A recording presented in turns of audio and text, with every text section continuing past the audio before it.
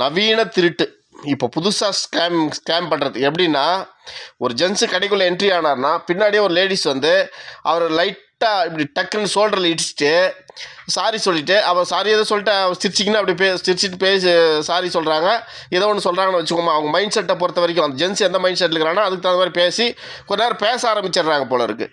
இவங்க தெரியாமல் பேச ஆரம்பிச்சிட்டாங்கன்னா கொஞ்ச நேரம் பேசிவிட்டு அதுக்கப்புறம் உள்ளே போய் கடையில் எல்லாம் பர்ச்சேஸ் பண்ணி எங்கள் வீட்டுக்காரர் நின்றுக்கிறாரு பாருங்கள் அப்படின்னு சொல்லிட்டு அந்த அம்மா எடுத்துகிட்டு போயிடுற மாதிரி இருக்குது.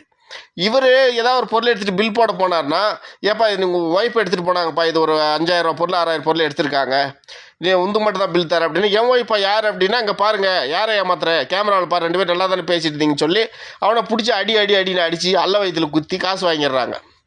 இது என்னன்னா நவீன திருட்டாக இருக்குது. ஜெய் செஞ்சு கடைக்கு போனீங்கன்னா ஏதாவது பெண்கள் வந்து இடித்தாவோ உங்கள்கிட்ட தேவையில்லாத பேசி உங்கள்கிட்ட ஃப்ரெண்ட்ஷிப் ஆனாலும் அந்த கடைக்குள்ளே பேசாதீங்க. ஏன்னா கேமரா இருக்கிறதுனால நீங்கள் ரெக்கார்ட் ஆகுது, பார்க்குறவங்க ஏதோ புருஷ மண்டாட்டி ஏதோ தெரிஞ்சவங்க போலக்குது அப்படின்னு நினச்சிக்கிறாங்க கடைக்காரன்.